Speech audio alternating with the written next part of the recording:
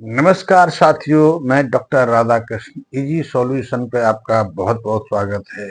हमारा प्रयास है, विशेषकर मैं अपने कुछ साथियों के साथ एक प्रयास में लगा हूँ। वो प्रयास है मिट्टी को सुधारना, मिट्टी को उर्वरक बनाना, और जो हमारे रासायनिक खादों से दुष्प्रभाव मिट्टी में पड़ रहे हैं, हमारे स्वास्थ्य में पड़ रहे हैं, हमारी जो बायोडाइवर्सिटी है वो घट रही है, मिट्टी विषाक्त होती जा रही है, उससे बाहर आना।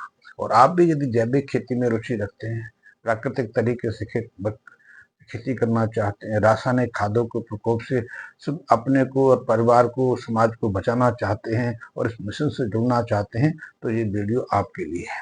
तो आपसे अनुरोध है, सबसे पहले तो आप मेरे इस वीडियो को लाइक करते हैं, सब्सक्राइब भी कर लें, और यदि बेल आइकन अभी तक प्रेस नहीं किया तो बेल आइकन भी प्रेस कर लें। अब मित्रों, आज हम बात करते हैं सोयाबीन की। सोयाबीन बहुत अच्छी फसल है, इसको हम क्रॉप फसल के रूप में लेते हैं, और भारत में सोयाबीन का उत्पादन और बुवाई का क्षेत्र निरंतर बढ़ रहा है। खास करके यदि बात करें मध्य प्रदेश की, आंध्र प्रदेश की, महाराष्ट्र की, तो इन क्षेत्रों में तो सोयाबीन की बुवाई बहुत तेजी से बढ़ रही है, उसका क्षेत्र भी बढ़ता जा रहा है। लेकिन हमारे जो मित्र सोयाबीन की खेती करते हैं, उनके साथ बहुत सारी समस्याएं आती हैं। समस्याएं उन्हें भी आती हैं जो रासायनिक खेती करते हैं। रासायनिक खेती करने वाले किसानों को सोयाबीन में ज़्यादा मात्रा में खादें देनी पड़ती हैं, बार बार सिंचाई करना पड़ता है, फिर भी कई तरह की परिस्थितियों का सामना करना पड़ता है। तो उन परिस्थितियों से कैसे बच सकते हैं, या फिर हम सोयाबीन की खेती को जैविक तरीके से बिना किसी रासायनिक खादों के कैसे ले सकते हैं, इस आज मेरा टॉपिक यही है। और आप यदि इसी टॉपिक को विश्वास करते हैं तो थोड़ा सा प्रयोग करके देखें। जैविक तरीके से यदि आपने जो सोयाबीन की खेती करनी है, थोड़ी सावधानी रखने की आवश्यकता है।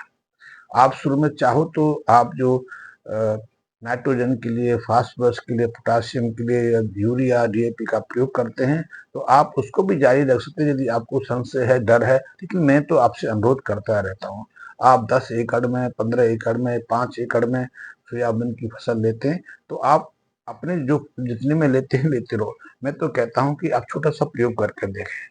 आप 300 मीटर की, 400 मीटर का छोटा सा एरिया लेके देखें, और उसमें जैविक तरीके से करके देखें। लेकिन यदि आप उससे झिझकते हैं, तो आप जो आधुनिक तरीके से, जो रासायनिक खादों के तरीके से भी सोयाबीन की फसल लेते हैं, तो उसके साथ भी प्रयोग करके देखिए। प्रयोग यह है कि जब आपका खेत गेहूं आदि की फसल से फ्री हो जाए, मुक्त हो जाए, क्योंकि सोयाबीन की फसल आमतौर पर मानसून में की जाती है, जून जुलाई से लेकर अगस्त सितंबर तक की जाती है, बरसात के अंत तक की जाती है, कि इसके लिए यही मौसम है।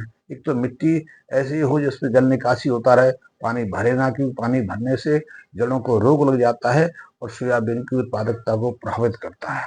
दूसरा कि जो वातावरण है, आर्द्र और गर्म वातावरण की ही ये फसल है। तो ऐसे मौसम में जून जुलाई तक ही इसके लिए अनुकूल मौसम रहता है। तो ऐसे में आप जब भी इस फसल को करें, तो उससे पहले काम करें। जैसे कि खेत तैयारी करते हैं, खेत तैयारी के दौरान जब आप पहला सिंचाई देते हैं, तो उस समय आप आप एक काम करें कि आधा किलो के आसपास, वैसे तो जैविक खेती के लिए सही तरीका यही है कि आप 10-12 क्विंटल के आसपास गोबर की सड़ी गली खाद अपने खेत में डालें, या फिर वर्मी कंपोस्ट डालें, पानी भरें, फिर उसकी जुताई करें, खेत को तैयारी करें। लेकिन इसमें थोड़ा-सा शुरू के 1-2 फसलों के दौरान इसमें थोड़ा-सा परिवर्तन करना है। आप कहोगे इससे खर्चा बढ़ेगा, खर्चा नहीं बढ़ेगा, उत्पादकता बढ़ेगी। खर्चा नहीं, इससे आप ये फसल रोगों से, कीटों से बचेगी और अच्छी उत्पादकता देगी। तो करना क्या है कि जब फसल आप खेत को तैयार कर रहे हों, तो उसमें एक काम कर सकते हैं। काम ये है कि ढैंचा की फसल ले लें। जब पानी देंगे आप खेत में, तो उसमें कुछ जो बीज हैं ढैंचा के फेंक दें। ढैंचा के बीजों से बचना चाहते हो, तो आप उसमें बसरे जो आप अल्फा अल्फा के जो बीज हैं छिड़क सकते हैं, या फिर जो हम जौ लेते हैं, जौ की फसल की बुवाई कर सकते हैं। जौ की फसल की बुवाई 15-20 दिन के लिए करना है, चाहे तो उसको पशु चारे के रूप में प्रयोग कर सकते हैं, और जो उसकी फसल अभी है उसको आपने मिट्टी में मिलाना है, जैसे कि ढेंचे की फसल में मिलाना है। ढेंचे की फसल के लिए आपको 35-40 दिन का इंतजार करना पड़ता है, लेकिन जौ की फसल है उसके लिए 15 से 20 दिन की आपके लिए पर्याप्त है। 15-20 दिन की जब जौ की फसल हो जाए, तो उसे आपने खेत की मिट्टी में मिला देना है। और फसल के दौरान जब भी आप पानी देंगे, तो एक प्रयोग करना है जो मैं करवाता हूँ। वो करवाता हूँ, जो हमारा गोबर की राख है, जिसमें बहुत सारे मिनरल्स हैं, इसमें बहुत सारी जड़ी बूटियों का मिक्सचर है, आप उसका भी प्रयोग कर सकते हैं। या फिर आप 10-15 क्विंटल के आसपास गोबर की गली सड़ी खाद है, उसका प्रयोग करें, गौमूत्र का प्रयोग करें। उसमें भी बहुत सारे पोषक तत्व हैं, अद्भुत पोषक तत्व हैं। गाय हमारी मिट्टी का, गाय के जो गोबर और गौमूत्र है मिट्टी का मुख्य आहार है, उसका भी प्रयोग कर सकते हैं। लेकिन इतना मात्रा में गोबर की खाद आपके पास उपलब्ध है, इतना श्रम नहीं करना चाहते, गौमूत्र आपके पास उपलब्ध नहीं है, तो मात्र आधा केजी के आसपास आप जो गोबर की जो भस्म है, गोबर की हमने गाय के गोबर से जो भस्म तैयार किया, आप उसका प्रयोग कर सकते हैं। इसे 50 लीटर के आसपास पानी में अच्छे से घोल के मिक्स करके और सिंचाई के साथ अपने मिट्टी को अपने खेत में दे दीजिए। उसके बाद आप उसमें जौ डाल दीजिए, आप ढैंचा डाल दीजिए, आप उसमें अल्फा अल्फा डाल दीजिए। जो बसरे जो होती है, पशुओं का जो चारा है, उसका भी आप इसमें उपयोग कर सकते हैं। उसके माध्यम से भी आप मिट्टी की फर्टिलिटी को बढ़ा सकते हैं। और जब आपकी फसलें 15-20 दिन, महीने की हो जाएं, जितना भी आपके पास पर्याप्त समय है, उसे प्रयोग करने के बाद जो शेष बचे उसे अपनी मिट्टी में मिला देना है। उसके बाद आपने जब अनुकूल समय आए तो उसमें सोयाबीन डालनी है, सोयाबीन के साथ ये प्रयोग करना है। वैसे तो सोयाबीन की जब रासायनिक खेती करते हैं तो आप यूरिया का प्रयोग भी करेंगे, डीएपी का भी प्रयोग करेंगे, आप एसएसपी का भी प्रयोग करेंगे, आप उसमें एनकेपी का भी प्रयोग करें, तो उसकी मात्रा को घटा लें। मैं तो कहता हूं कि पहली बार ही उसकी मात्रा को आप आधा कर लें। यदि आप 50 केजी यूरिया का प्रयोग करते हैं तो 25 केजी करिए। यदि आप फास्फोरस का 30-40 किलो की मात्रा का प्रयोग करते हैं तो उसको आधी कर दीजिए। उसको आप 30-40 से 10 से 15 केजी पे ले आइए। पोटासियम की मात्रा जो आप 20 से 30 केजी के आसपास करते हैं, वैसे आप तो ज़्यादा करते हैं, क्योंकि भारत में हम जो आंकड़े बता रहा हूँ वो किसी और जमाने के हैं, वो टेक्स्ट बुक के हैं। वास्तविकता में हम खादों की मात्रा का ज़्यादा प्रयोग करते हैं, तो जितना भी करते हैं उसकी आधे से ज़्यादा मात्रा को घटा दें। उसकी जगह करना क्या है, आप उसमें हज़ारों रुपए खर्च करते हैं, आप उसकी जगह मात्र ये हमारा गोबर की जो राख है इसका प्रयोग करें। इसमें वो सारे पोषक तत्व हैं। और जब भी आप सिंचाई करें अपने खेत में, अपने जो मैंने तैयारी की फसलें बताई उनकी, तो उससे पहले 50 लीटर का ड्रम लें, उसमें इसको अच्छे से मिला दें और सिंचाई के साथ उसको प्रभावित कर दें। और इसको सिंचाई के साथ फील्ड इरीगेशन में नहीं, आप स्प्रिंकलर में कर सकते हैं, ड्रिप इरीगेशन में कर सकते हैं, जिस रूप से भी आप पानी का प्रयोग करें। अब उसके बाद जो मूल फसल है, सोयाबीन की फसल है, जब सोयाबीन की फसल तैयारी हो जाए तो उसकी प्रत्येक फसल सिंचाई में आपने यही करना है। बाकी के तो सारे जो काम करने आपने मात्र ये जो हमारा गाय का गाय की गोबर की जो भस्म है इसका प्रयोग करना है। इसके साथ चाहे तो गौमूत्र का भी प्रयोग कर सकते हैं। गौमूत्र भस्म का 50 ग्राम की मात्रा आपके पर्याप्त है।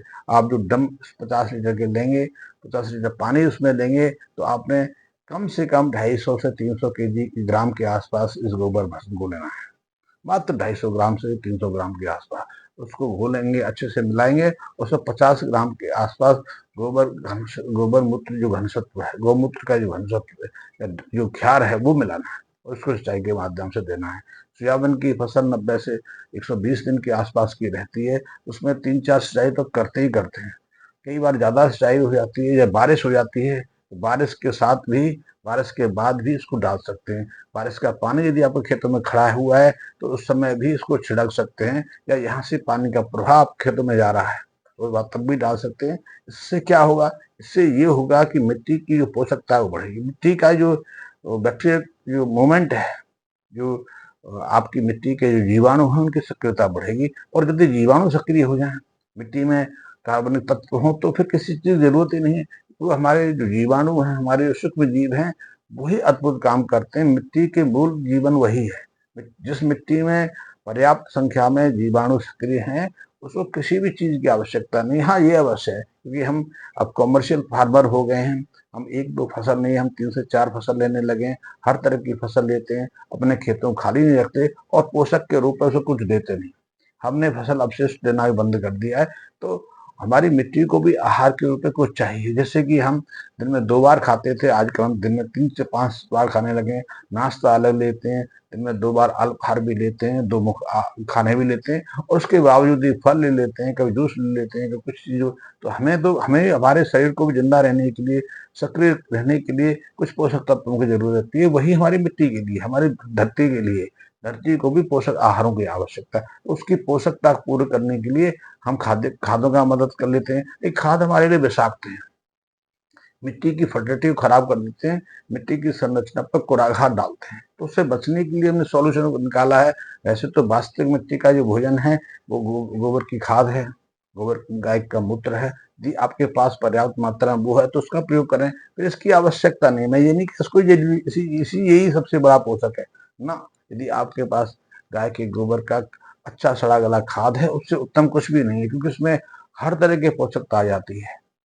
इसके साथ में तो फिर भी आपको कुछ मात्रा में फसलों के अवशेष की जरूरत है, गोबर की खाद की भी जरूरत है, यदि आप प्रयोग कर सकें तो।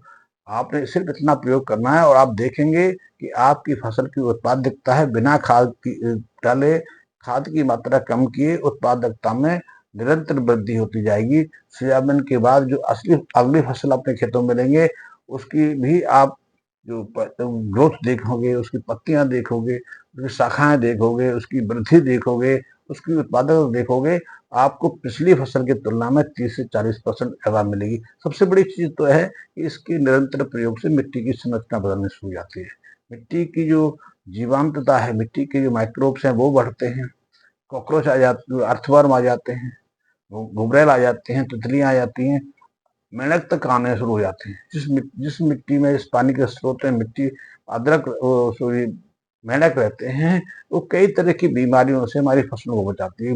मेंढक दिन भर कई तरह के कीड़ों को खाते हैं। सोयाबीन की फसल में पिछले दिनों से देखा जा रहा है कैटरपिलर का प्रकोप बढ़ जाता है, इल्लियों का प्रकोप बढ़ जाता है, कई फसलें उसी के कारण नष्ट हो जाती हैं। और इल्लियों से बचने के लिए, कैटरपिलर से बचने के लिए किसानों को हजारों रुपए के कीटनाशक अपने फसलों में छिड़कने पड़ते हैं। तो आप अपनी फसलों को उन कीटों से, रोगों से सुरक्षित रखना चाहते हैं, पैदाइश बढ़ाना चाहते हैं, और सोयाबीन की फसल पर आपका मुख्य फोकस है। कि मैं सोयाबीन किस लिए कह रहा हूँ कि आने वाली अवधि है, सोयाबीन की फसल के लिए बहुत सारे किसान तैयार कर रहे हैं। तो एक मात्र इस प्रयोग को करके देखिए। यदि आप प्रयोग में संतुष्ट, आपकी आपकी संतुष्टकारी रिजल्ट मिले, आपकी उत्पादकता में वृद्धि हो, आपकी जो खादों पर पैसा खर्च होते थे उनमें गिरावट आवे, आपको कीटनाशकों का कम प्रयोग करना पड़े, आपकी फसल में कम कीट लगे, फिर हम आगे बात करेंगे। फिर हम अधिक जो आपके खेत हैं उनमें इसका प्रयोग करेंगे और हर फसल में प्रयोग करना चाहेंगे, क्योंकि हमारा मूल उद्देश्य है आपको ऑर्गेनिक खेती पे लेके आना और मिट्टी को सुधारना। मिट्टी सुधरेगी,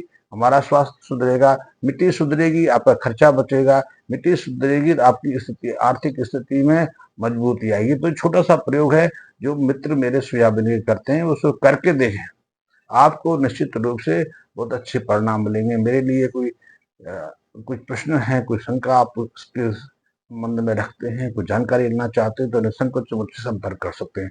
धन्यवाद मित्रों।